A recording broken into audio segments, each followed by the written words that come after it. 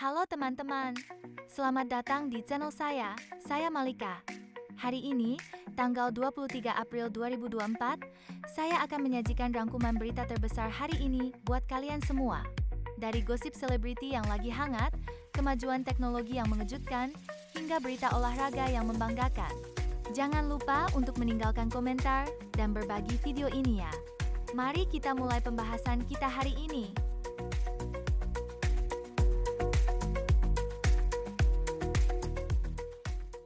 Kabar terbaru dari dunia hiburan, Happy Asmara dan Gilga Shahid ternyata telah resmi menyandang status sebagai pasangan suami istri.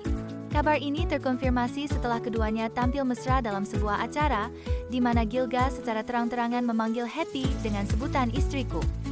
Penampilan mereka yang penuh kehangatan saat menyanyikan lagu-lagu romantis semakin memperkuat dugaan tersebut. Kabar bahagia ini tentunya mengejutkan banyak penggemar, namun sekaligus membawa keceriaan bagi mereka. Beberapa tahun yang lalu, industri musik dangdut tanah air dikejutkan dengan berita pernikahan Didi Kempot, sang maestro campursari yang memiliki penggemar setia, Sobat Ambyar. Didi Kempot dikenal dengan lagu-lagunya yang menyentuh hati tentang patah hati dan kehidupan. Pernikahannya, seperti halnya Happy Asmara, menjadi sorotan karena sang maestro menjaga privasi pernikahannya dengan sangat baik.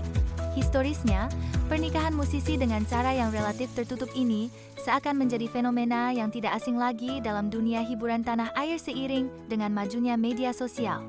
Hal ini menarik karena walaupun berada dalam sorotan publik, mereka tetap memilih untuk menjaga momen sakral tersebut hanya di kalangan terdekat. Baru-baru ini, Andra Ramadan merayakan momen penting dalam hidupnya, yakni pernikahan anak perempuannya, Yasmeen Fadilah dengan kekasihnya. Acara yang meriah ini turut dihadiri oleh rekan-rekan artis, termasuk Ahmad Dhani, yang turut memberi doa restu pada pasangan baru tersebut. Kehadiran para figur ternama ini menambah kegembiraan dalam perayaan tersebut, menunjukkan eratnya persahabatan di kalangan musisi tanah air. Perkawinan dalam kalangan artis selalu menjadi perhatian publik, tidak terkecuali kala Ahmad Dhani menikahi Maya Estianty tahun 1996. Keduanya, yang sama-sama berada di puncak karir musik mereka, menciptakan kombinasi bintang yang sangat diperhatikan oleh media dan penggemar. Seperti kisah Yasmeen Fadilah, pernikahan Ahmad Dhani dan Maya Estianty juga merupakan peristiwa besar yang mengundang banyak rekan artis. Meski perjalanan pernikahan mereka akhirnya menemui titik akhir, periode ini menandai salah satu peristiwa pernikahan paling ikonik dalam sejarah industri hiburan Indonesia. Cerita itu menunjukkan bagaimana pernikahan dalam kalangan artis dapat menjadi sorotan yang tak hanya menghibur tapi juga memberikan pelajaran tentang kehidupan.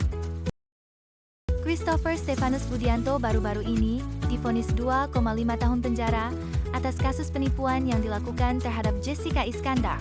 Selain hukuman penjara, JSB juga diwajibkan untuk mengembalikan mobil Alphard yang menjadi bagian dari kasus penipuan tersebut kepada Jessica Iskandar. Kasus ini mengingatkan kita semua tentang pentingnya kejujuran dan konsekuensi dari tindakan penipuan.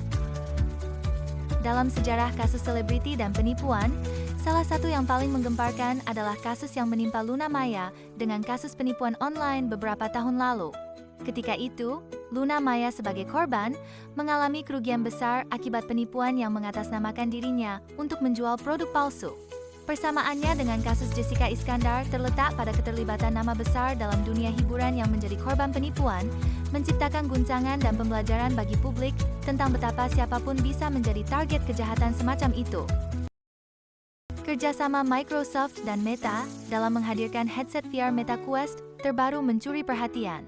Dilengkapi dengan controller Xbox dan Game Pass, serta berjalan pada sistem operasi Meta Horizon OS, produk ini menjadi langkah maju dalam pengalaman bermain game. Beberapa perusahaan seperti Asus dan Lenovo juga telah berkomitmen mengembangkan headset VR dengan OS tersebut, menunjukkan potensi pertumbuhan signifikan di pasar teknologi. Pada awal tahun 2000-an, kerjasama antara Sony dan Microsoft dalam pengembangan software PC telah menetapkan fondasi bagi kolaborasi antar perusahaan teknologi. Meskipun kedua perusahaan ini sering dianggap sebagai pesaing, kerjasama mereka membuktikan bahwa inovasi bisa tercipta dari sinergi. Hal ini mirip dengan kolaborasi terkini antara Microsoft dan Meta, di mana dua perusahaan dari latar belakang yang berbeda bergabung untuk menciptakan sebuah produk yang menetapkan standar baru dalam teknologi. Ini menunjukkan bagaimana persaingan dan kerjasama bisa berjalan seiring, mendorong perkembangan industri. Tim Indonesia siap menghadapi tantangan di Thomas dan Uber Cup 2024 yang akan berlangsung di Chengdu, Cina. Dengan Fajar Alfian memimpin tim Thomas dan Apriani Rahayu sebagai kapten tim Uber, harapan tinggi di pundak mereka. Setelah menjadi runner-up pada tahun 2020, tim Thomas berambisi untuk meraih kemenangan, sedangkan tim Uber mengincar pencapaian lebih jauh setelah terhenti di perempat final selama 6 edisi terakhir. Persiapan mereka akan menentukan pencapaian di ajang bergengsi ini.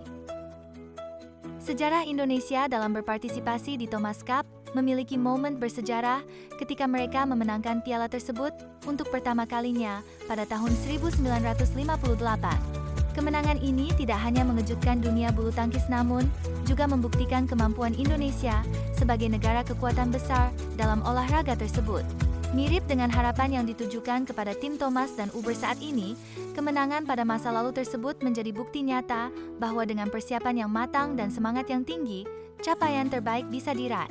Hal ini menginspirasi generasi saat ini untuk mengejar prestasi yang sama bahkan lebih. Timnas Korea Selatan U23 menghadapi tantangan besar dengan badai cedera menjelang pertandingan penting melawan Timnas Indonesia U23 di perempat final Piala Asia U23. Meskipun ada pemain kunci yang cedera, pelatih Hwang San-hong harus menemukan strategi terbaik. Di sisi lain, Timnas Indonesia U23, meskipun tanpa Nathan Choi Aon, tetap optimis bisa memberikan performa terbaik. Pertemuan kedua tim ini diprediksi akan menjadi pertandingan yang sengit dan menarik. Pada tahun 2002, dalam ajang Piala Dunia, Korea Selatan berhasil mengejutkan dunia dengan menjadi semifinalis, prestasi terbaik bagi negara Asia dalam sejarah Piala Dunia. Meski menghadapi tantangan besar, seperti yang dihadapi oleh tim U23 saat ini, semangat dan kerja keras tim tahun 2002 membuktikan bahwa hambatan dapat diatasi. Keteguhan dan strategi yang adaptif menjadi kunci, serupa dengan apa yang akan diterapkan oleh Timnas Korea Selatan dan Indonesia dalam pertandingan mendatang, menegaskan pentingnya semangat dan persiapan dalam menghadapi tantangan. Rilisan album terbaru Taylor Swift mendapatkan sorotan luas karena dianggap tidak cocok untuk anak-anak, menurut beberapa orang tua. Album berjudul The Tortured Puts Department ini mengandung kata-kata kasar dan eksplorasi tema dewasa seperti kematian dan kekerasan, yang menimbulkan kekhawatiran tentang kesesuaiannya untuk pendengar muda. Meskipun begitu, album ini mencatat penjualan yang luar biasa dengan terjual 1,4 juta unit di hari pertama di Amerika Serikat, membuktikan popularitas Swift yang tak pernah padam. Dalam sejarah musik kontemporer, Madonna pernah mengalami hal serupa saat merilis Like a Prayer pada tahun 1989. Lagu tersebut menimbulkan kontroversi karena video musik dan liriknya yang dianggap mengandung simbolisme religius dan seksual. Meskipun kontroversial, hal itu tidak menghalangi kesuksesan Like a Prayer di tangga lagu global. Serupa dengan Taylor Swift, Madonna membuktikan bahwa seni yang mengundang perdebatan seringkali juga memicu daya tarik yang kuat bagi pendengarnya, menegaskan kembali bahwa musik adalah bentuk ekspresi yang bebas dan seringkali subjektif. Kartika Putri belakangan ini menjadi bahan pembicaraan karena koleksi tas brandednya yang mencapai nilai ratusan juta rupiah. Meskipun mendapat kritik karena dianggap hidup mewah, Kartika mengklarifikasi bahwa banyak di antara koleksi tasnya merupakan hadiah dari suaminya.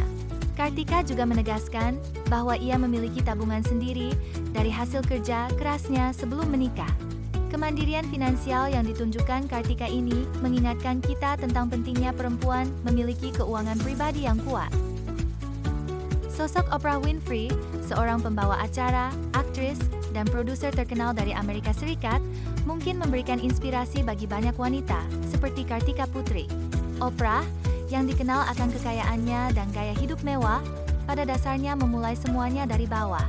Dengan kerja keras dan dedikasi, ia berhasil mendapatkan apa yang ia miliki sekarang, dan lebih penting lagi, ia selalu menekankan pentingnya wanita untuk mandiri secara finansial.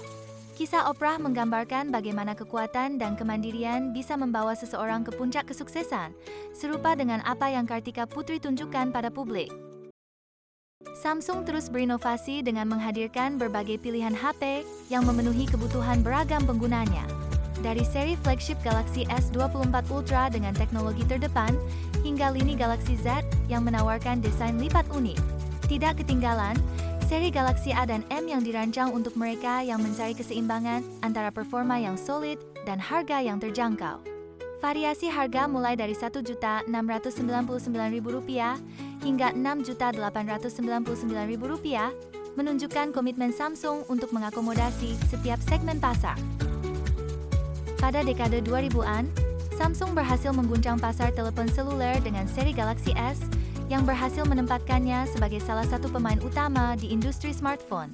Awalnya, Samsung bukanlah nama besar dalam ranah smartphone, namun inovasi dan kualitas yang ditawarkan melalui seri Galaxy membuktikan komitmen mereka terhadap perkembangan teknologi. Kini, dengan berbagai seri smartphone yang mereka tawarkan, Samsung menegaskan posisinya sebagai pemimpin pasar. Kisah ini menunjukkan bagaimana inovasi yang terus-menerus dan pemahaman tentang kebutuhan pasar dapat membawa suatu merek mencapai kesuksesan global. Unang Bagito, pelawak berusia 61 tahun, baru-baru ini menceritakan pengalamannya berjuang melawan penyakit misterius selama setahun. Dengan usaha dan biaya banyak, Unang mencari kesembuhan hingga akhirnya menemukan jawabannya melalui pengobatan Al-Quran. Kisah Unang ini mengingatkan kita semua tentang pentingnya ketekunan dan kepercayaan dalam menghadapi rintangan hidup, serta bisa menjadi inspirasi bagi banyak orang yang sedang berjuang dengan masalah kesehatan atau kesulitan lainnya. Sejarah mencatat banyak tokoh yang menemukan hikmah dan penyembuhan dalam kepercayaan spiritual mereka. Sebut saja Nelson Mandela, yang menjalani 27 tahun penjara dengan keteguhan hati dan akhirnya menjadi simbol perjuangan melawan apartheid di Afrika Selatan. Rintangan Mandela, walaupun berbeda konteks, mengingatkan pada ketekunan dan iman kuat seperti yang dialami oleh Unang Bagito. Kedua kisah ini, meski dalam bidang yang sangat berbeda, menegaskan bahwa iman dan ketekunan bisa membawa seseorang melewati tantangan terberat dalam hidup. Terima kasih telah menyimak rangkuman berita kali ini. Jangan lupa untuk subscribe channel kami agar tidak ketinggalan update berita terbaru dan terpercaya.